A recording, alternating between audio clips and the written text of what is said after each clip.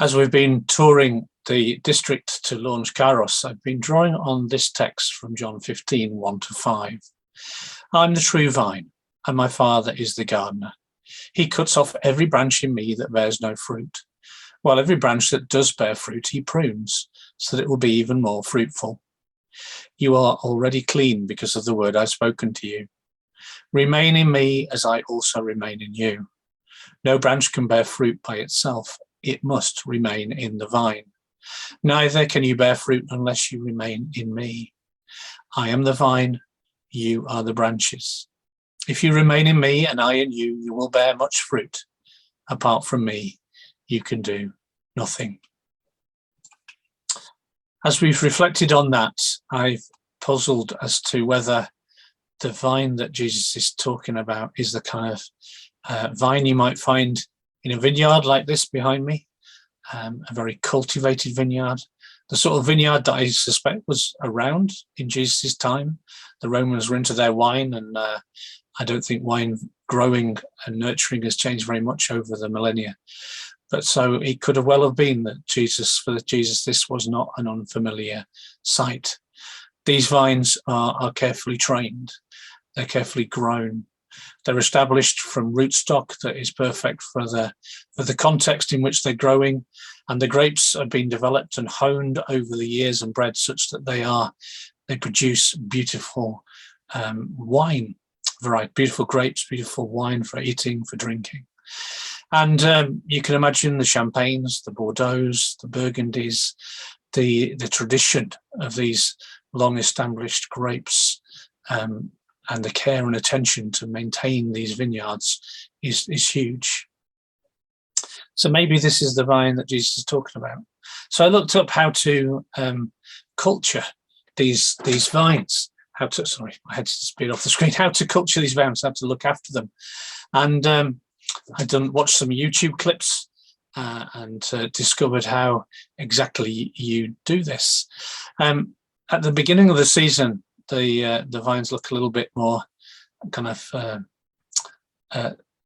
small. There's just 2 branches that are encouraged to grow from the previous year's growth, and you can see here they're pretty gnarly. I suspect they've been used to the source of the vine for several years at a trot. And from these 2 branches, side shoots form, and the vineyard owners carefully look at these side shoots, and they make sure that those that grow upwards are kept, those that grow downwards or side to side between the rows of the vines are carefully removed. And the shoots are thin, so that there's no more than about 6 on each of these 2 branches. That's so that the plant gets plenty of light and air to keep it healthy and free from mildew, and plenty of energy from the sun. And of course, these vertical branches themselves grow, and they grow side shoots, and there's a constant process of thinning through the year so that there is light and air and space. But eventually, over the course of time, these vertical branches grow strong and thick and healthy, and grapes begin to form. When the grapes form, there's another thinning process. The vertical shoots that grow 3 wires high are allowed to bear 2 bunches of grapes. Those that go 2 high are allowed to bear 1 bunch of grapes. Those that only grow 1 high, the bunches of grapes are removed. So no branch is asked to bear too much. There's a lot of echoes for me with church in that we struggle sometimes to prune sufficiently, I think, in church. We take on too much. Too few people carry too much of the life of the church in what they're called to do. And as such, they sometimes, although they're giving fruit, that fruit begins to struggle. We're not great at pruning, but we are, I suppose, a little bit like these Bordeaux, Burgundy, Champagne vineyard owners, in that we've kind of honed our technique over the centuries.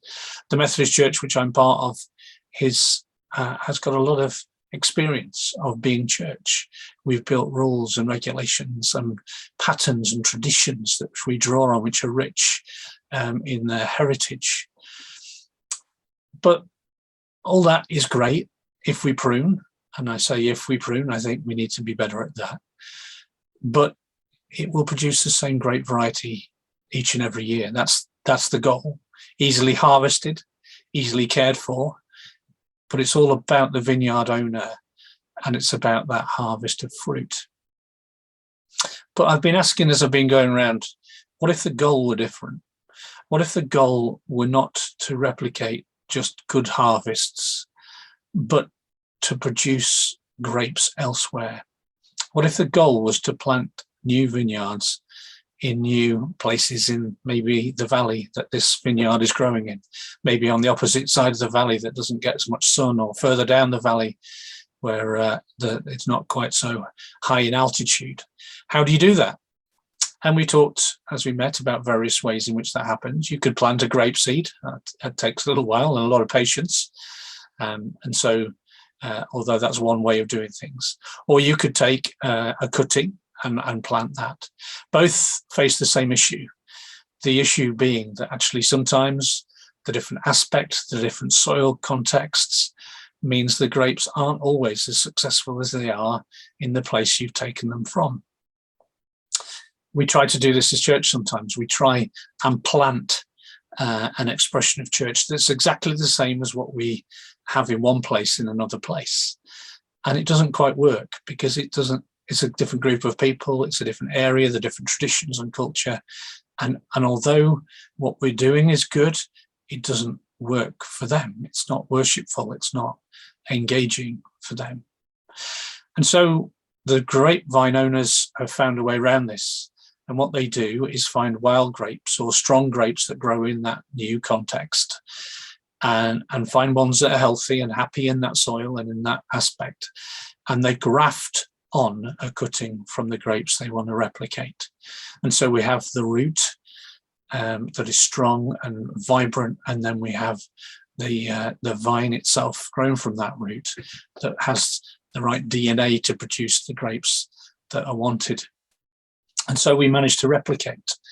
And for church, that's a little like taking a congregation and planting into an existing church.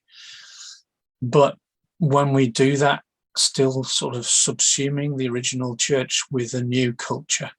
So for instance, a very evangelical church that likes guitars and music goes and plants into a traditional church somewhere else, and it expands their congregation, but replaces the worship and replaces the pattern of doing things. So actually, in the end, it looks like the one that was planted. The trouble with that is it feels like you only end up with a monoculture of grapes, and the fruit may still not be the right fruit for that new context. Although it's good fruit, it may not be the fruit that's really desired. And I think there's a real opportunity when it comes to planting to do things differently. And what I've shared, what I've been going around with Kairos, is the idea that we prune differently and we support differently. This is still a vineyard, to my thinking, except the vines are not just limited to rows, but they're allowed to spread. Another one behind me, a kind of pagoda maybe that goes overhead. So here, the vines are more like you might find in your garden at home. Vines in themselves have all the energy they need and all the kind of built-in vigor to grow. They naturally seek new light, new space, an airy place. They naturally will find structures to grow on and spread. And if you leave them too much, they get completely out of control, which is why they're carefully pruned. But what if our goal was to spread the varieties, to let the vine itself take us to new places, rather than transplanting it, to follow where the vine itself leads us, and where the vine leads, to put structures in place that support that exploration and that moving to new places? What would that look like? That for me is what we're suggesting we're doing with Kairos. We're allowing those different shoots, which normally we would discard because we don't see the direction is getting in the way or is challenging or doesn't match our expectations and saying, well, what if we were to pursue that? What if we were to nurture that? What if we were to let that grow for a little while? Now, clearly, as I've said, if you let that get out of control, it can be a mess. As one farmer said to me as I shared that image, you'd struggle to harvest the grapes if you let that happen. And it can still get into messes in terms of get into corners and too many grapes for the vine, for the branches, etc., etc. So there's still a requirement to assess, to nurture, to prune. But I think that's what it's about. And the exciting thing about that is that as the vine moves on, rather than being grafted onto wild grapes, it might cross-pollinate with wild grapes. And so in my head, in the language of church, that as we assimilate, as we find ourselves in new contexts and learn how they respond to God and how they follow the way of Jesus, that we might learn something from them as they learn something from us, and that may produce something very new indeed. And my guess is over many, many years, that's what's happened with grapes. Some have been bred, for sure, but many have just through natural cross-selection and cross-pollination developed into different styles that grow in different places. And the beauty of church, as it should be surely, is that there are the right grapes to make sultanas, the right grapes to make wine, the right grapes to have in your fruit bowl and enjoy to eat. And many varieties of wine that come from them, many varieties of grape juice. That feels to me like a picture of abundance and fruitfulness, not just for us, but for everybody. And yes, it's more chaotic, and yes, it's more difficult maybe to harvest. It's maybe requires some, not just pruning, but assessing of the grape varieties that are emerging. But to me, it feels like our calling to find where the kingdom is spreading, where God is moving. The final thing I wanted to share really about the grapes is I've reflected further. If you were to look at the picture behind me and I was to say, well, can you just point out to me the vine as opposed to the branches? You probably find it quite a challenge. Because actually, as the vine spreads, if it's not hacked back down to the root every year as in a commercial vineyard, if it's allowed to spread, then the branches from one year become the extension of the vine the following year. And for me, I wonder if Jesus is saying, by remaining in him, we become part of the vine. We become part of what relays his goodness and blessing and love into the world. That by following in his way and not in our own way, and following God, we become the bearers of new growth, new places, new fruit, new branches.